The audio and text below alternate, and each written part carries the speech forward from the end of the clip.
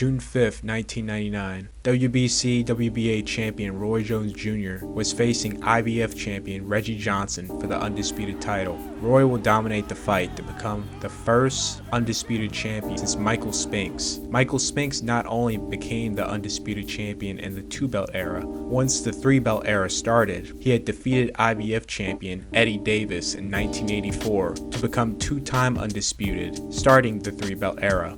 Roy Jones will then make 7 defenses of the belt before vacating the IBF title, despite the lineal title's lineage continuing because Roy was not the lineal champion. Darius Mikushevsky was. The undisputed title will remain vacant for years to come, up till now. The journey of all these belts reuniting for the undisputed title in the 4-belt era has finally come close to an end. We go over the journey leading up to this point in the tale of Artur Beterbiev versus Dmitry Bivol.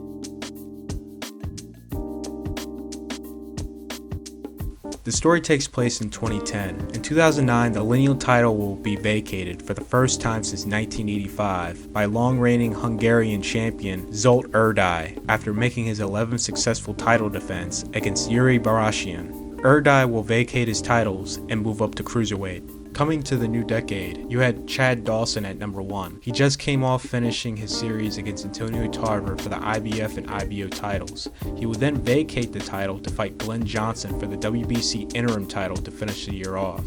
Javoris Cloud will then pick up the IBF title. Number 2 was Bernard Hopkins, who fought only once in 2009 after his big win against Havlik a year prior. He was set on facing Roy Jones Jr. for the IBO cruiserweight title if Roy got past Danny Green for the title in Australia. Roy will unfortunately lose in a huge upset on the same day Hopkins was fighting his setup fight. The fight will still go on, but there will be nothing on the line for much less pay, demoting Hopkins in rank. With the loss of Tarver, Glenn Johnson, and the absence of Bernard Hopkins, this propelled newly crowned WBC champion John Pascal in the rankings to number 2. 2 fighters in their clear prime, number 1 and number 2, Dawson versus Pascal, will be fought for the WBC, vacant ring, and vacant lineal titles. John Pascal is more of a version of a Roy Jones, but he's not Roy Jones. I think that both guys are very, very talented, very skillful. I think that Chad Johnson may be a much more balanced fighter, physically and mentally, as well as maybe a little bit better notching skills. If you have not seen a fight in Montreal, get ready for a show. These are some of the most enthusiastic, loudest, most responsive boxing fans to be found anywhere in the world. Most Americans knew of Chad Dawson as he was seen as the next heir to the throne to become a star in the weight class. Very few viewers knew of Pascal as his fights were only aired on Canadian television and his breakout fight with Froch was aired in the UK. Dawson, even is supposed to be the big superstar, but he has no fan base, so that's why he came in my town. So I'm gonna have the whole Montreal, the whole Quebec behind me.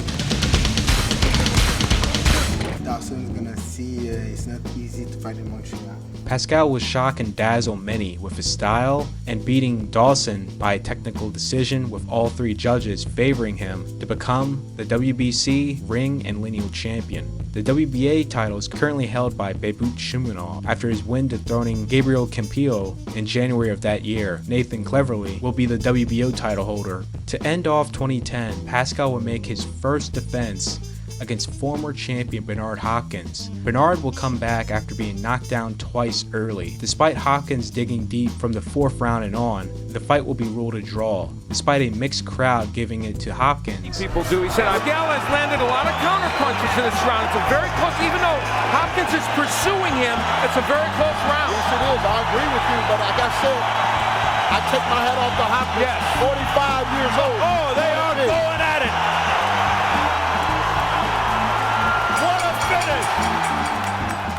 There will be an immediate rematch with Hopkins coming up victorious and the undercard setup fight with Chad Dawson to face the winner.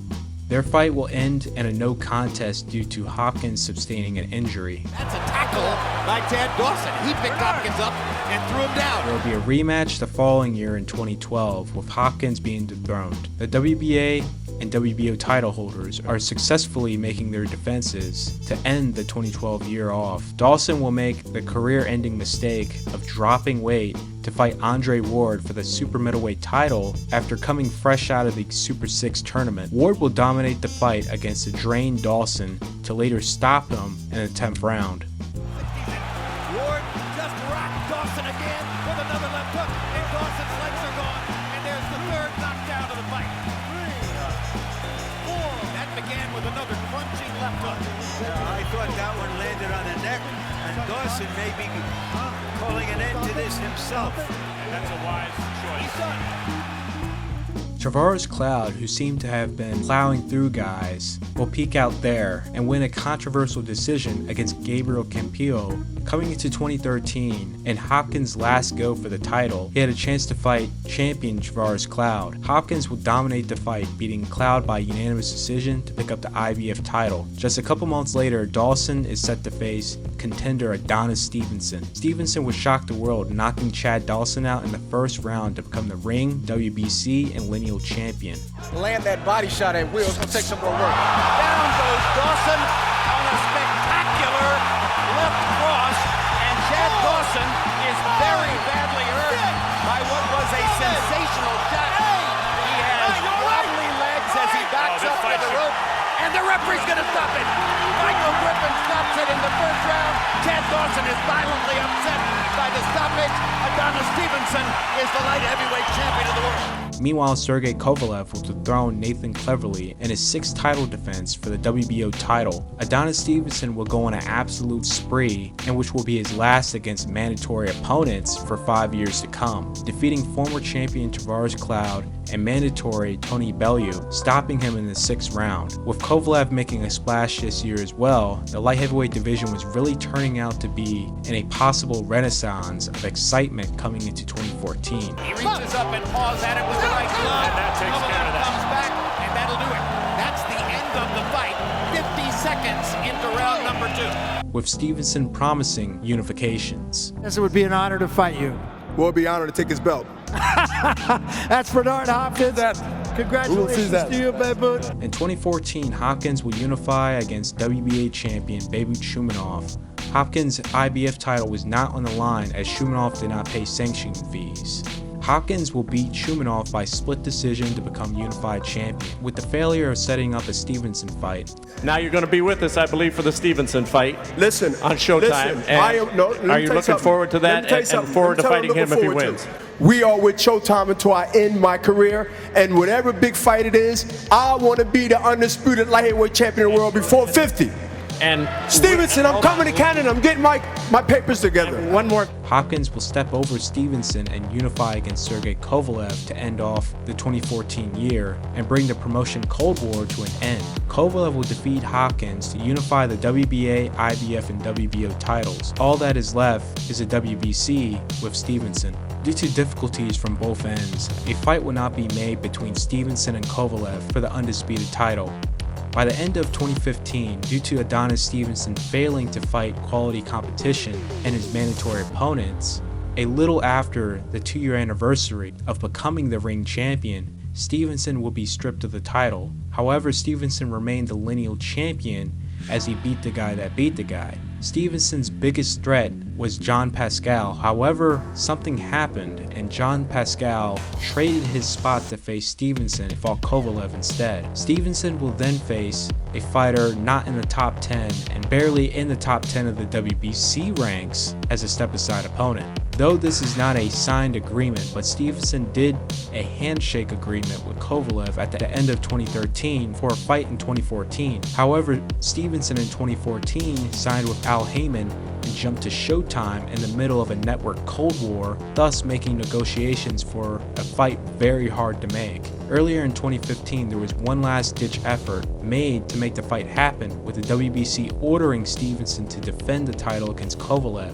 HBO mostly at fault here due to not willing to financially support main events for a purse bid, thus landing on the hands of the newly formed PBC Al Heyman. which this fight would have been aired on primetime on national television with millions to easily watch it. This will later dissolve, and HBO will focus their new efforts of pushing the new wild card in the weight class, former unified super middleweight champion Andre Ward, who had just been freed by his dispute with Goosen and signing a lucrative deal with Jay-Z Rock Nation. Coming into 2016 in an IBF title elimination fight, Ward was set to face undefeated Cuban Sullivan Barrera. He would dominate the fight. Emmanuel Stewart would be proud. Catch and counter with the same hand. What a technician. What is he going to do that's going to make him better? Here's a See that right hand landed right there? It took him 12 rounds to finally land it. Now, we've been seeing it all night, but it took him a few rounds to land it He safely. seems to have the boxing advantage against Barrera, and he knocks him down with a quick left hook. Earlier that year, Kovalev would have a rematch with John Pascal, who at the time had the better of Kovalev in recent times. Kovalev will bulldoze through Pascal, stopping him in the 7th round. In the post-fight, Adonis Stevenson tried to bomb Kovalev's interview. Unified all 4 titles. I would like to fight Adonis Stevenson. Adonis Stevenson, who is also here ringside. Which HBO framed it as a desperate attempt of relevancy, as the fight deal was off completely and the new focus is on Andre Ward. Hey, that's me. This is the biggest tough man. This is me. I'm the champ. I'm the world champ. Oh yeah. Oh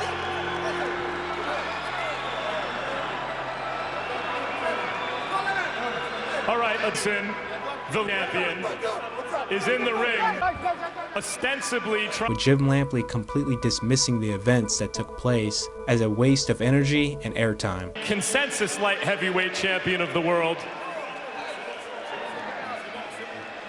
Jean Pascal entered the ring moments ago to say something, to congratulate Sergey, and didn't get a chance. Jean, is there something you'd like to say? Hey, I just want to say thank you to all my fans who came up. Andre Ward, to end the year off, will face Alexander Brand for the WBO Intercontinental title. This will be the final series that will set up a Kovalev fight. A month prior, Kovalev successfully defended his title against Isaac Chilemba in his first fight in his home country of Russia since 2010. This fight was set for November of 2016. Keep in mind, both fought barely 3 to 4 months ago in setup fights. After Kovalev easily banking in the majority of the first 6 rounds and knocking Ward down in the 2nd round, Perfect right hand shot. That's only the 2nd time in Andre Ward's career that he's been knocked down. Never has he tasted thunder like that before. Ward will make a improbable comeback and tighten up the scorecards coming into the championship rounds, making this an incredibly close fight in the final stages. 114-113 across the board for Andre Ward to barely scrape by on a unanimous decision victory. As a little intermission, now my personal thoughts in this fight, I became a lot more interested when the 24/7 series showed that legendary strength and conditioning coach Mackie Shilstone will be brought in for Ward's camp. Mackie plays a huge role in combat sports history when it came to pioneering strength and conditioning, making it easier for fighters to move up in weight class, using his ideology from strength and conditioning training when training football athletes. So I became a student watching it, putting physiology to the actual sport itself, what I would call specificity of training, relating the training procedure to actually what goes on in the ring.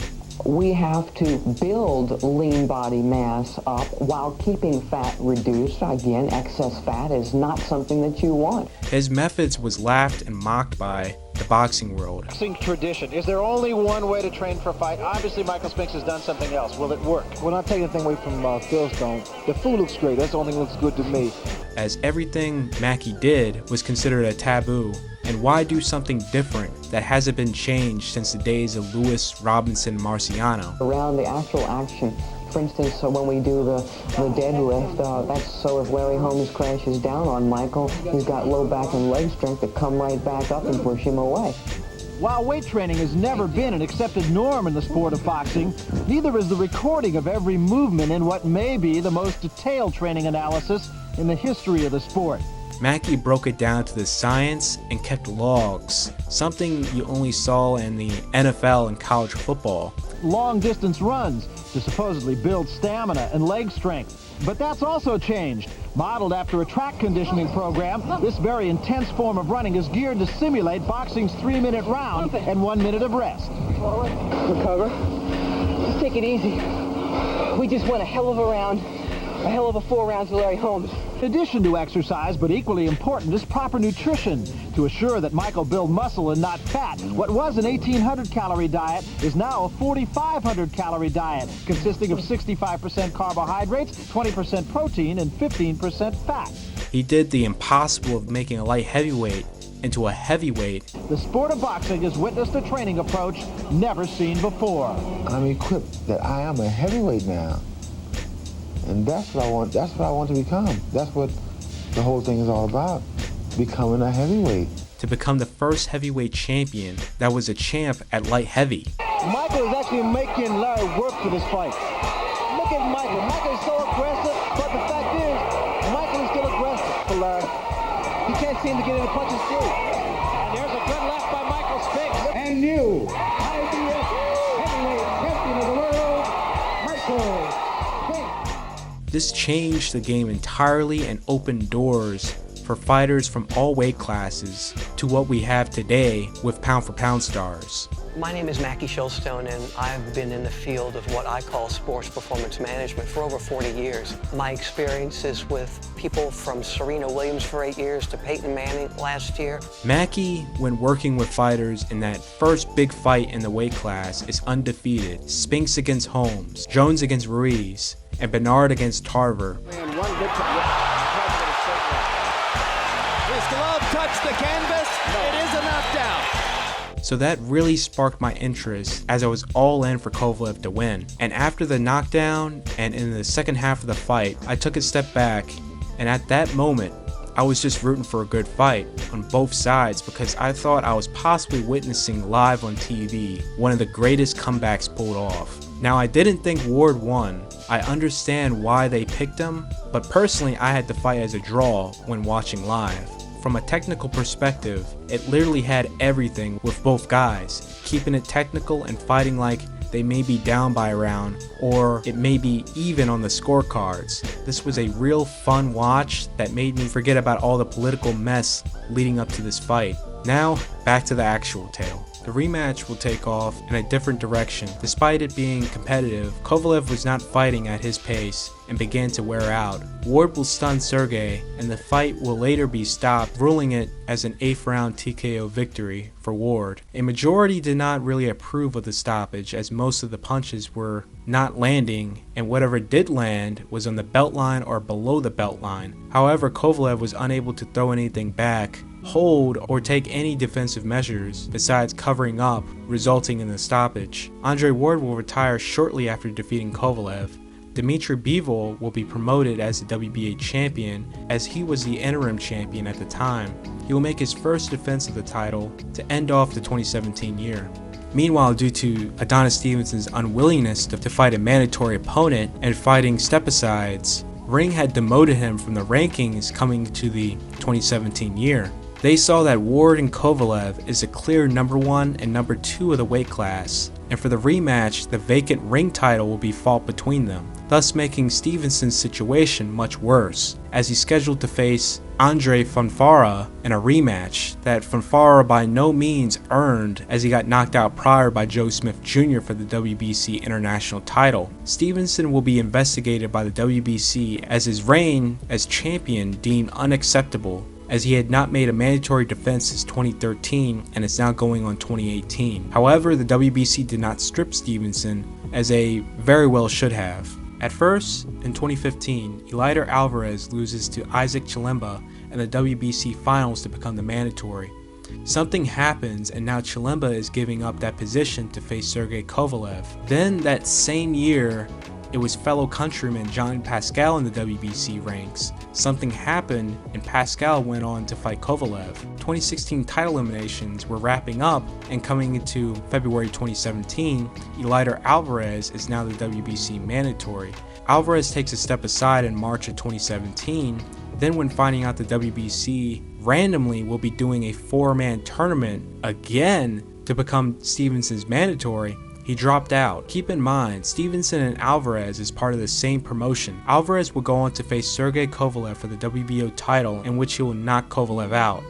Alexander, who is now the WBC mandatory, powered by a powerful promoter, is in line to face Adonis Stevenson. Alexander is a medalist and he's hungry to get that title shot. He's not stepping aside here. It's either fight him and be stripped, because it's now approaching 5 years since his last legitimate title defense against a mandatory opponent. The fight will be scheduled on December 1st, 5 years and 1 day of his last mandatory title defense. It will be a hard-fought battle from both sides. Stevenson getting dropped in the 3rd round, a clear knockdown which will be ruled a slip by Michael Griffin, who at the time had a very good track record. Stevenson would bank in the early rounds with Alexander to slowly even things up and then unofficially pass Stevenson on the scorecards. Stevenson would have his best offensive round in the 10th, coming just short of dropping Alexander. Stevenson will begin to fade towards the end of the round, where Alexander will rally back and get Stevenson on the defensive. Alexander will hurt Stevenson towards the final minute of the 11th, then in the final 30 seconds hurt him again. Stevenson is out on his feet and the ref moved in way too slow, trying to give Stevenson the benefit of the doubt, just for Stevenson to be knocked out cold by a blow he did not need to be hit with, sending him to the canvas. Stevenson did not get back up, and once the winner was announced, this broadcast was quickly wrapped up. Stevenson receiving immediate medical attention, suffering a concussion and ending up in a coma. He will wake up from his coma February 2019. Now, I am having difficulties finding an article to cite, but I remember very vividly the WBC paid for Stevenson's hospital bills. Before we jump into the new landscape of the light heavyweight division in 2019, let's discuss real quickly of Dmitry Bivol and Artur Beterbiev. Bivol will be promoted to champion status under the WBA shortly after Ward's retirement in 2017. As Bivol was the interim champion, he will quickly make 6 defenses of the title, making a name of himself to be the next huge star in the division. Arthur's path actually takes place much earlier than Bivol. Artur will start his career in cruiserweight, slowly, fight by fight, making his way down to the light heavyweight limit, till the final quarter of 2014. The 5-0 Beterbiev will be matched up against former IBF title holder Tavares Cloud for the NABF title. The NABF title is an important regional belt that helps you become a contender. Beterbiev would completely demolish the former champ in 2 rounds, breaking his jaw in the process. In the corner, taking punches, he's trying to throw back, but to no avail, and he goes down again, and Tavares Cloud is down and out. 2 months later, Artur will then face 15-0 Jeff Page for the IBF North American and WBO NABO titles, another 2 important regional titles. He would knock Page out in the 2nd round. His next opponent for the number 2 position for the IBF ranks was former champion Gabriel Campillo. Gabriel is just coming off a 3-fight winning streak, capturing rank within the IBF. Artur will roll through him in 4 rounds, getting the KO victory. Then another win against Reggie Johnson, stopping him in the 7th round. Such a quick rise to a quick plateau for Beterbiev in 2017. Beterbiev was having issues with his promotion. His promotion is the same promotion who promotes Adonis Stevenson and Artur Alvarez.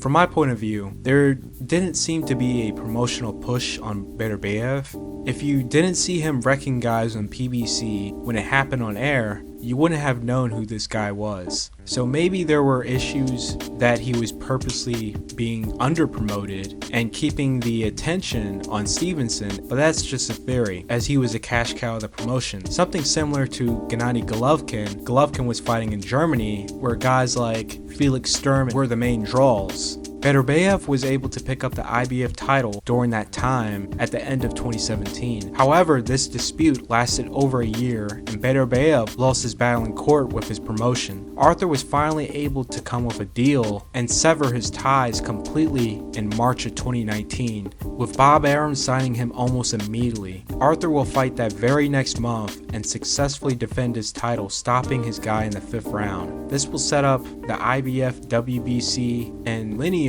unification against Alexander. Since Beterbiev was not ranked number 1 or 2, this fight was not for the vacant ring title. Alexander is the lineal champion because he beat the guy that beat the guy. Since Stevenson was stripped of the ring title, it will remain vacant till the winner faces the number 1 ranked fighter. Beterbiev will come up victorious, stopping Alexander in the 10th round to become the WBC and lineal champion. Bivol, to end the year off, will make his 6th defense of the title. Kovalev will bounce back, regain the WBO title from Artur Alvarez, then a huge defense against Anthony Yarde due to numerous issues with securing a fight for the scheduled September date for Canelo Alvarez, thus moving the date to November. Kovalev was brought in to fill in against Canelo. Kovalev's title will be on the line. After a highly contested first half going to the final 4 rounds, Kovalev began to tire out and Canelo was able to take full advantage and get Kovalev out of there in the 11th round for Canelo to become the WBO champion at light heavyweight. At the end of 2019, Ring Magazine had him ranked at number 1 in the light heavyweight division. In 2020, Canelo will focus on the super middleweight class. Neither Beterbiev or Bivol will fight that entire calendar year due to the pandemic. With Canelo focusing on super middleweight and Alexander announcing his retirement, that moved Bivol from number 4 in the rankings to number 2, right under Beterbiev. Wildcard Joe Smith Jr. found himself in a final title elimination match against Artur Alvarez for Canelo's vacant WBO title. Joe Smith will get the 9th round TKO to earn himself a shot for the vacant title. Smith would win by a razor-thin majority decision against Maxim Vlasov for the WBO title in 2021. Both Bivol and Beterbiev raking in title defenses. Since Beterbiev's promotion is in relations with Joe's, and the two fighting on the same network, their unification was finally set for June 18th. Bivol on the other end was given the opportunity to jump into the mainstream, as HBO had foresaw in the past against number 1 pound-for-pound star Canelo Alvarez. The pound-for-pound king bit off too much he can chew, as Bivol was too quick, too agile, and fought too smart, outwitting and outboxing Canelo to win beautifully by unanimous decision on the scorecards. Beterbiev, the falling monk, will win his unification against Joe Smith, getting the TKO stoppage, continuing his perfect knockout streak. 18 wins, all 18 by knockout. With Bivol's massive win over Canelo, and Beterbiev having all the rest of the titles, the stage was finally set in 2022 for an undisputed unification. However, the WBC wanted no part of this to be made because of the conflict between Russia and Ukraine, and this undisputed unification being fought between 2 Russian fighters. WBC refuses to sanction till the conflict is over, thus putting this historic match to a pause. To backtrack, the WBC tried blocking Canelo's fight against Bivol. However, they had no power over that since this is for the WBA title, and the fight still went forward with them just publicly coming out to not endorse the matchup, as both fighters are just defending against their mandatory opponents, unable to fight each other. A new force in boxing that is trying to bridge the gap between all the nasty politics and bureaucracies in the sport, setting up a new boxing capital in Saudi Arabia. The amount of money and funding to make these fights happen have opened up the gates to bringing boxing back to where it was, with the best fighting the best, and unintentionally exposing the fakers in the sport. It took a while for this influence to be rooted into boxing. Years back, they've tried putting up all the money to make Mayweather-Pacquiao happen in their country. However, Floyd's exclusivity with the MGM Grand will be a conflict of interest and breach of a contract that we may not know about with the MGM. Don King and Mike Tyson had something similar as well, with relations souring after the Holyfield incident, resulting in Don King banished from the MGM and was forced to sell his shares of the company. The ball really started rolling in 2019 when a deal was made to make Joshua Ruiz 2 in Saudi Arabia. With the decline in the sport, death of TV networks slowly losing their funding, and the pandemic, it made things a lot easier to bring these promotions together and start having events here on the regular with stacked meaningful undercards that I can only compare to Pride FC from back in the day.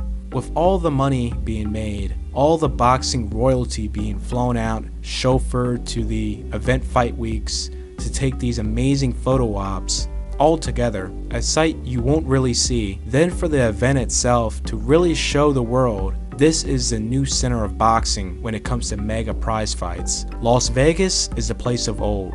The WBC bent their knee to their prior statement forbidding this match to now allowing this match to happen. In your own words, sir, what was the change of heart with you and the council? I will not talk about anything other than boxing. Money, money, I got money, money, money, money, money. The fight will be scheduled for June 1st. However, earlier in May, the fight is now postponed till towards the end of this year, as Beterbiev is recovering from a ruptured meniscus tear. I'm only guessing that due to the severity, it should be healed up and he can perform at 100% by a scheduled date at the end of the year. With all that being said, who you have in this undisputed matchup? Dmitry Bivol or Artur Beterbiev? Who do you have and why? And on top of that, this is a tale of Artur Beterbiev versus Dmitry Bivol. For more tales, be sure to like, share if you're new, subscribe. Subscribe to the Patreon for Patreon-backed projects and early access. This project being on the tale of Floyd Mayweather versus Ricky Hatton. I'm Ofa Sancho, and I'm out.